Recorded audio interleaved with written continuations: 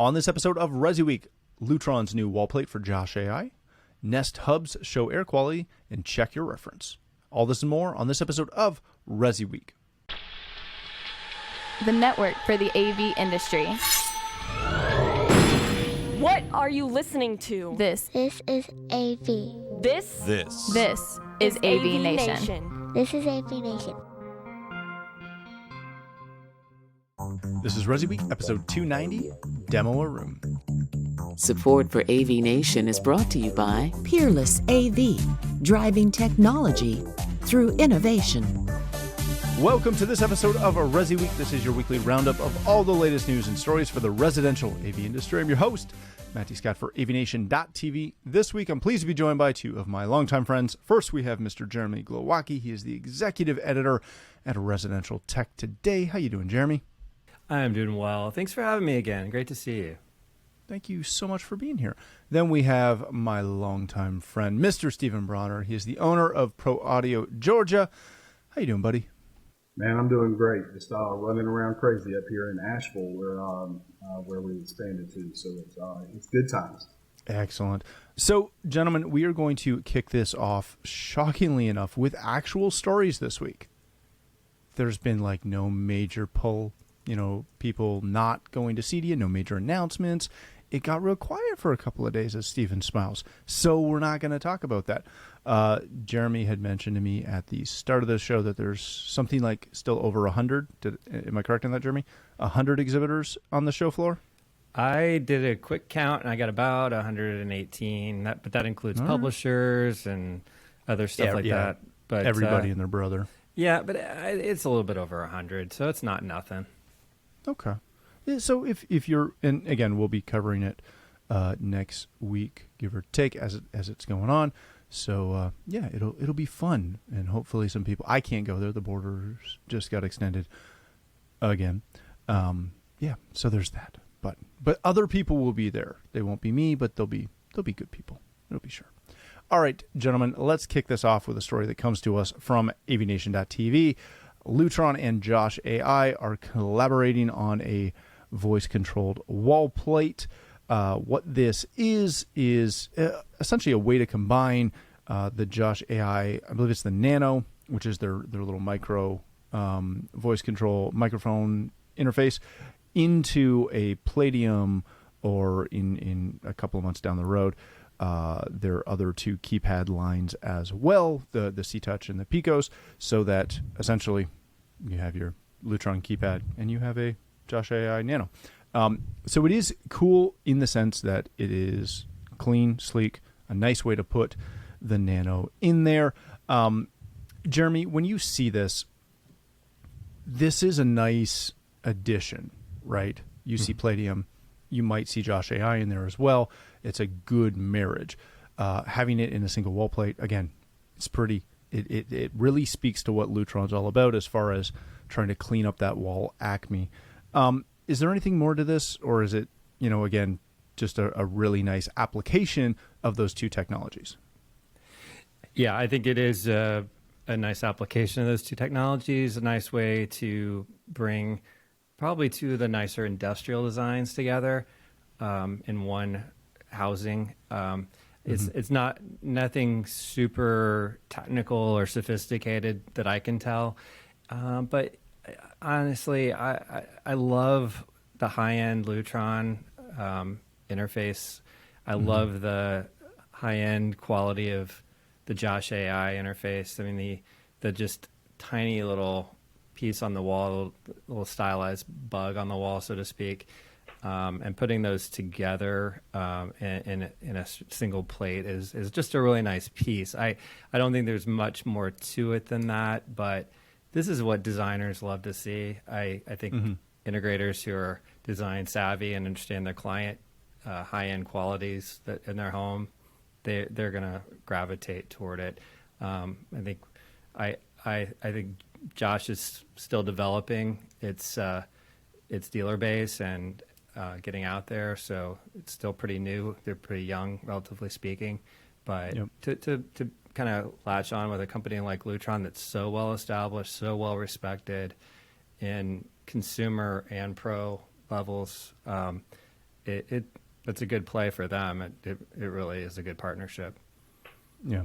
Stephen, as I stated, I love the look of this. I love the integration of the two pieces. It just seems to make sense. My only concern is it seemed like a lot of fuss over a wall plate. And I'm not trashing it. Heck, I have Lutron wall plates throughout my entire house, and I would never put like just basic screwed wall plates in anything. Can't stand them. But like there was a webinar, there was a produced advertised video, like there was a lot of stuff into this. Is it something that was done, like were we not the audience for this? Was the audience for this the designer base? Because to me this was just it was a lot about, respectfully, a wall plate. So I have to be gentle here because I really like Alex and I like the company that he did.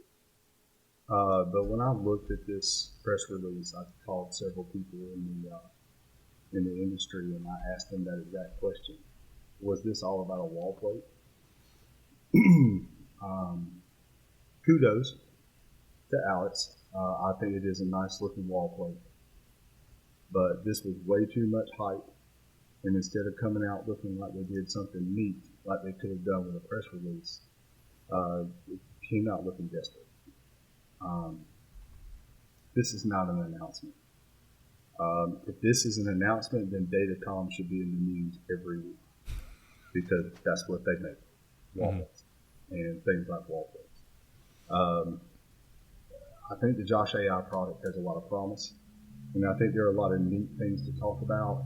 And honestly, it felt like maybe somebody at Lutron was trying to help a little bit. I don't know. I think every company should get the help that it needs. But this borders on ridiculous. It really does. I was looking forward to this press conference for 2 weeks. There are a lot of things that Josh can do. There's a lot of things that Josh is working on being able to do. And I was excited. And then I had some family things come up, and I couldn't make the press conference. And I was kind of bummed about it. And so I read the press release, and I was like, okay, there has to be more. I missed something. There's got to be more. And I literally called 3 other integrators, and every single person I talked to was like, no, man, it really was just a wall plate. I will say to the people who thought this was a good idea, you're fired. I would fire every marketing person that said that this much money, time, and effort put into a wall plate was a good idea. They should be fired. I don't really care who it is, frankly. You are now the laughing stock.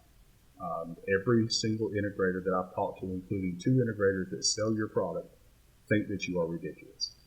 Fix it. Do something cool and release something cool. The micro is cool. It didn't need a decoration like a wall plate. It didn't need you to waste its coolness on a wall plate. Do better. And the industry is looking for you to do great things, but this was not great. This is something that a 5th grader with a 3D printer could have done in his spare time. Let's do better. That's not news. Well, alrighty then. It's a good thing he was being nice to everybody. That's like a gentle way of putting it. I gotta agree though. Like, yeah, I hear you. Again, from we're at the point where we just, as an industry, we celebrate a lot of things that probably aren't that big of a deal, especially outside of the channel. Like, gosh, I'm glad I didn't have a client log in to see, the latest and greatest cool stuff coming in voice and lighting control, and then have them being shown a piece of plastic or glass or metal, because palladiums are really nice. And I'm not knocking that at all. All right, gentlemen, let's move on before we both get into more trouble. This comes to us from Gizmodo. Google's Nest Hubs will start showing air quality metrics as the wildfire season rages on. Currently, this is going to be included in select U.S. markets, but it's supposed to show an AQI badge on the device, just saying what the ambient air quality is in your area. Excuse me. Stephen, this is, at first glance, I kind of just disregarded this. And then the more I thought about it, the more I went, okay, this is actually kind of cool in the sense, stay with me, I see you being very skeptical as we just talked about things that aren't overly cool that got a press release. What I found interesting about this is the number of people who have a smartphone with them, but they turn off a lot of the notifications, right? Because if you have notifications for every app you have, your phone is just notifications. They don't necessarily listen to local radio, and they may not listen to local news on TV. Is this the next kind of opportunity for environmental emergencies, for the National Emergency Network thing to be? Is this that location that is going to really, be able to beam that kind of information into most homes in North America? Well, I think it's awesome that we now have the 532nd way to get this information. We were really struggling. What was the 531st? I don't remember. Let's see. Was that carrier pigeon? I think it was smoke signals, actually, because of wildfires. So if you look outside and there's smoke, the air sucks. So I don't. Once again, man, I think we've come to a crossroads. Do I think it's good that Google does this? Absolutely. Everyone has their chosen way to get information. So if your chosen way to get information is through the Google Nest product, and now Google Nest is doing air quality, yeah, that's awesome. You now have that information. But once again, let's don't act like this was the first or the third or the 500th person to do this. I mean, there's hundreds of apps that do this. The Weather Channel does it. Literally every single news station. I mean, when it hits pollen season in the South, you can get the pollen count from, I don't know, Aunt Bessie. It's on the highway, isn't it? Don't they put it on the highway signs? Well, what you do is as you drive down the highway, the thicker the clouds are of pollen, it lets you know what the pollen count is. But yes, it actually is on the highway signs in the South. It does tell you that the air quality is bad. Once again, kudos to them. I'm glad that they're part of this. I'm glad that I've got some guys coming in. I'm glad that they are that they have added this to their API.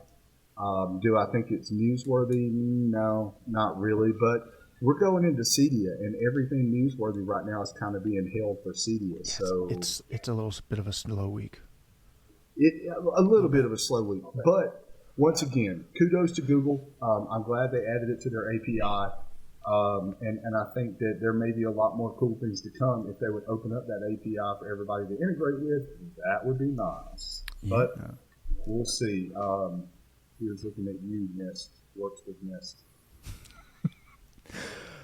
Jeremy, when you see this, the flip side to my earlier question to Stephen is kind of the concept that he came back with of when is too much, right? We talked pre-show in the pre-record about, how even with my personal smart home assistant stuff that I have, when I got it, I integrated stinking everything. And very quickly I took most of that off and just used it for a couple basic things. Is this that example of we're trying to do way too much with some of these devices? Yeah, I mean, it depends on what your threshold is for irritation and those types of alarms and notifications. And if it's a thing that you go check in the morning, that is your interface and that's what you report into, then maybe that's a great place to do it. It's not like you get an alarm over your house-wide audio system. Maybe that's what you want. I think that would be terrible personally. I don't want extra alarms and noises in my life, but an interesting example of this is I think everybody's going to have something on their phone. So adding this to the house-wide system might be redundant. An example though, I was at the only conference that I've been to in a year and a half. We were at the ProSource Summit or ProSource Summer Conference down in San Antonio a couple weeks ago, and we were at this big social event. We're all kind of feeling a little unsure of walking into this ballroom for this big social event without masks and everything, but it was kind of feeling okay. We're hearing about this Delta variant, and almost every single phone went off with like I'm always on silent mode, but my phone squawked at me, and a lot of other phones started squawking. We were all getting a warning about the Delta variant, and it was like, you idiots just walked into this ballroom. And it was like we didn't get away with it. But it was just a weird timing thing that there had been a spike in the Delta variant in Texas, and we were all getting the warning. And then shortly thereafter, there was like a Amber Alert, and we were all like concerned about some kid that was, stolen. And it was like, wow, the system is really active here, because I don't get that stuff at home as often. And I just kind of think air quality, we're all into the environmental elements that are going on right now. We're trying to be healthier because we're dealing with a pandemic and all that stuff. It's kind of a trendy thing, sadly, with global disasters. But I don't necessarily think that it's really anything new and novel to be able to get that in that particular device per se. Again, I've got a really good weather app that I use for everything, and I'm there all the time because I want to know if my softball game's going to get canceled or if I'm ever going to get rain in my yard again. So, that type of thing. I'm in the same boat. We get up here. We have an alert system on our mobile, and they use it. They use it for Amber Alerts, which I won't lie frustrates me, but I understand. And if it was my kid, I would want that going out identically.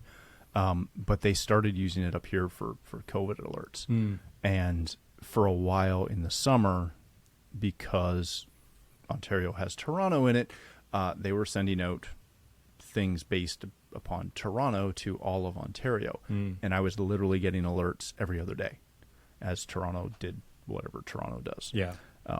You hear that, Toronto? We don't listen to you. We don't care. All right, gentlemen, let's hit our last story of the day before I go on a larger Toronto rant. Residentialsystems.com has Check Your References, an article by the one and only Anthony Gramani. If you don't know Anthony, what are you doing in this industry? Come on, pay attention. He is really one of the standards for custom theaters, as far as both a manufacturer and just a consultant. Genius gentleman. I've talked to him a few times. Through this article, he goes through and gives a real basic overview of what the audio in your theater room is supposed to sound like, where that should be, and how to check that reference level and compare it to what the client is looking for and make sure that you EQ appropriately. This is a phenomenal article. I'm not going to downplay it at all, because again, he covers the key things that are overlooked most often, and as Anthony has a severe level of genius to him, this is a fairly easy read, which is great. Jeremy, when you read through this, I would argue that this is one of the biggest issues in our channel, is that people build, air quotes if you're just listening, cinema grade or reference grade theaters all the time that have nothing to do with that initial word. They are not reference grade. They are not reference standard. They're just a nice room with a TV and some speakers or a projector. What is it going to take for people in the channel to understand the difference between a surround sound system and a reference grade room? Well, I'll start by reading this article, I guess. But the point that Tony makes is a good one. That you can say reference all you want, and you can establish that and explain to your client what it is. And he's using the cinema standard, movie theater standard, and he said that it does correlate to the home theater. He can say, well, it's a bigger room and you're closer to the speakers when you're in the home theater, so it's going to be a lot louder if you're using the reference standard for the cinema. But he said it doesn't work that way. It's actually the same standard. But what he makes the point of is that you need to make sure the client is okay with it. Like, you can't just say, this is it, I'm the boss here. We're following the standard, and you cannot weigh in on it. He said you sit the client down, you set the standard at 0 on the receiver, and then you say, "What do you think?" And you give them the remote. And if they don't touch it, then you're good to go. That's your reference. That's your center point for the whole thing. And of course, they can always turn it up when they want or turn it down when they want. But if they're going to be listening a lot at a certain volume, may as well make that the reference point. And then if you see them turn it down 10 dB, then you kind of establish that as your center point. And he was making the point that you don't have to then maybe invest in such a big system with as much headroom if they aren't going to use it. You want to have it there. You don't want to just make it peak at what they want. But I think it was a really interesting point that it's about the client and their sensitivity. I know I don't want to be blasted out of the room, but there are times when it's the right approach for a certain kind of movie, I guess. So you don't want to have a limit, but my sensitivity is pretty high, and I don't want to be rattled around in a room. And I get that there's going to be a certain demographic that you got to appeal to them, not make it prescriptive that this has to be loud, for the room. So I do think that it's about understanding how to set it up, but then knowing how to adjust it for the client. Yeah, and I love the fact that he mentions in there and hit a couple of times that if you do knock it down 10 dB, yeah, right, because that's what the client wants, you have to re-EQ for that right level. Because when you EQ at a certain level, and if you've ever worked in Pro, you know this for a fact. Whatever level you're trying to hit has a different EQ based on that level. Mm-hmm. So when you're doing, especially if you're doing a multi-purpose room where you're doing live performance and then spoken word, they're usually two completely different level sets, and they require different EQs on those level sets. Stephen, when you see this, and you and I have talked about this as well a lot, we talk a lot, don't we? Yeah, we do. When you... That was for you, Jeremy. Indeed. When you see this, and again, I don't disvalue this at all. I think this is one of those, I've got a few hot button issues, and this is one of them, is the lack of understanding of what a reference means. So given what Jeremy was saying, as an integrator, how do you approach that to your client? How do you have that conversation of, okay, you want a theater or even a media room, right? You want a space to watch things, and you want a good quality room. Do you want a reference grade? And this is how we define reference grade, and this is what that experience is like, versus you just want a really good sounding, clean entertainment space. How do you bridge that gap? Or do they have to experience it? Have to experience, no doubt about it. So you cannot build a system and expect for your client to just know that it's what it's supposed to sound like. We don't sell theaters. We don't sell media rooms. We don't sell bedrooms and living rooms and sound bars. We sell experiences. And we have to focus on the experience. The biggest problem in our industry is even the manufacturers don't know how to run a properly EQ'd room. Anybody that's been to CES or CEDIA and been to a sound demo room will tell you that not a single one of them knows how to properly demo a room, not even the ones that claim to be the best in the world. They're all overdriven. And they're overdriven because the average person, just like a TV on display in Best Buy, they turn them up to like sun bright, like just crazy. You can stand in front of them and get a tan. You can feel the cancer growing. So the thing is you can't. People don't. They only know what you show them. So when you go into a situation and you say, hey, this is what a room is supposed to sound like. And they're like, oh, I expected it to be louder. Well, it can be louder, by all means. We can make it louder, but this is an enjoyable level, and then you have to sit there and listen to your client. This article, I mean, no insult to all the other articles that I've read, because I literally read everything our industry puts out, Residential Systems, CD Pro, SCN, and all the little ones off to the side. This is the only article that I've saved in Dropbox for my employees to read in over 6 months. It's important. This was critically important and so well defined. I am used to this. I am a rare breed in our industry these days. I'm actually a calibrator. So few people have gotten away from that because the picture quality and sound quality out of the box is so good, the calibration has kind of fallen off. Mm-hmm.